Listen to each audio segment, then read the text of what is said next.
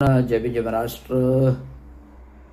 तुम्हाला दिसतंय हे माझं ऑफिस टेबल. या ऑफिस टेबलमध्ये मी काय करतो आहे, आज विकेंडचं सॅटर्डे आहे. रात्री काम असतं, दिवसा काम चालू असतं. कारण देवत कामगार चांगू शिंदे यांनी जे काही संस्थान घडून ठेवलेलं आहे, उदाहरणार्थ कामगार चळवळीचे कामगार युनियन, महाराष्ट्र म्युनिसिपल कर्मचारी युनियन,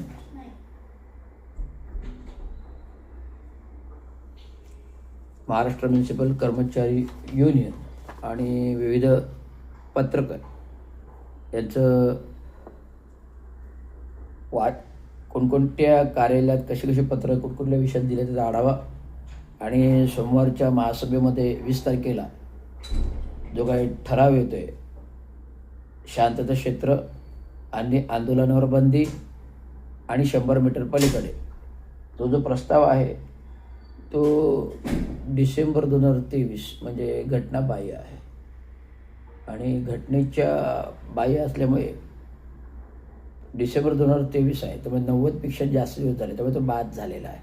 आणि बाद झाल्यामुळे त्या ठरावाची फेरमंजुरी आल्याशिवाय तो महासभेत प्रस्ताव गणला जाणार नाही. म्हणजे अवमान होऊ शकतो महासभेचा आणि अधिकाऱ्यांवर शिस्तभंग कारवाई होऊ शकते. तर अशा प्रकारचं हे प्रयोजन आहे. त्यामुळे मी सर्व लोकप्रतिनिधींना अलर्ट केलेलं आहे.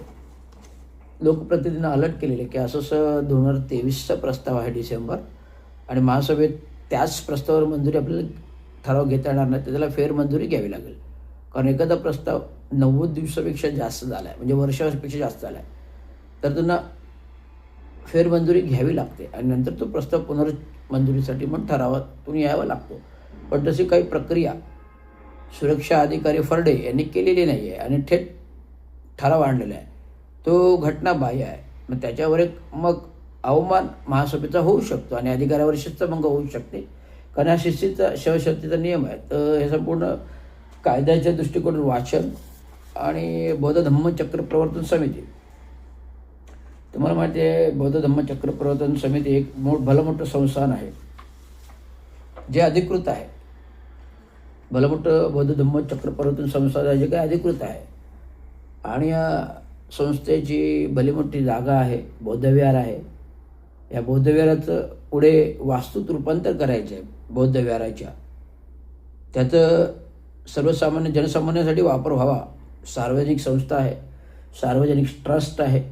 जसं विविध ठाण्यामध्ये सामाजिक संस्था आहेत, जसं मावळी मंडळ आहे, आर्य क्रीडा मंडळ आहे, मावळी मंडळ आहे, आर्य क्रीडा मंडळ आहे, महागरीतलं धर्मवीरचे ट्रस्टचे संस्थान आहे, गावदेवीचं आर्य क्रीडा मंडळ आहे, वर्तकनगर साईबाबा ट्रस्ट आहे, श्रीनगर संस्थान आहे साईबाबा ट्रस्ट, साईबाबा बाळकुम विभाग ट्रस्ट, असे विविध ट्रस्ट आहेत. त्याच्याच प्रकारचं बौद्ध धम्मचक्र प्रवर्तन एक मोठी आंबेडकर समाजाची चळवळीची ट्रस्ट आहे, जागा आहे.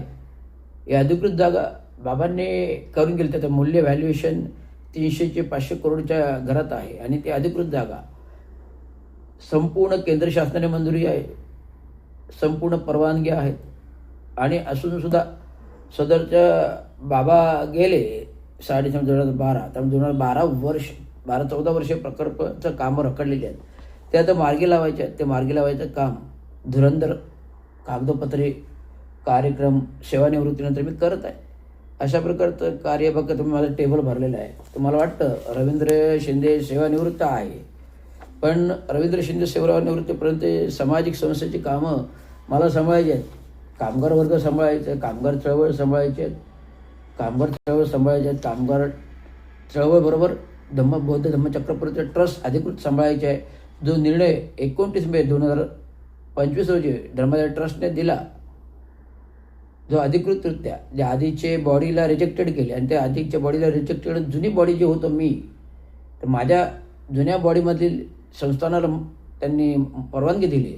त्यामध्ये अधिकृत अधिभार ट्रस्टी मी आलेलो आहे. त्यामुळे बौद्ध धम्मच्या ट्रस्टीमध्ये बराच काही गडबड गोंधळ आहे, जो माझ्या मोठ्या बंधूंनी केलेला आहे. विविध खाते क्रमांकाचा अदलाबदल केलेली आहे आणि विविध सदस्यांच्या मेंबरच्या अदलाबदली केली आहेत अनधिकृत, पण त्याला मान्यता नाही आहे. तर ते मी तपासणी करून धर्मदाय आयुक्तापर्यंत मांडायचा प्रयत्न आहे.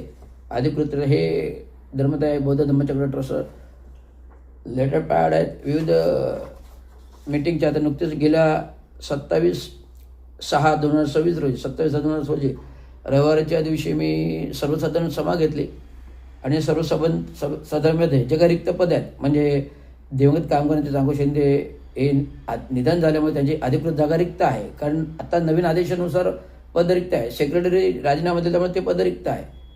त्यामुळे या 2 जागा महत्त्वाच्या आहेत आणि 3 सदस्याचे पद रिक्त आहेत. ते 5 मेंबरच्या नियुक्त्या करायच्या आहेत.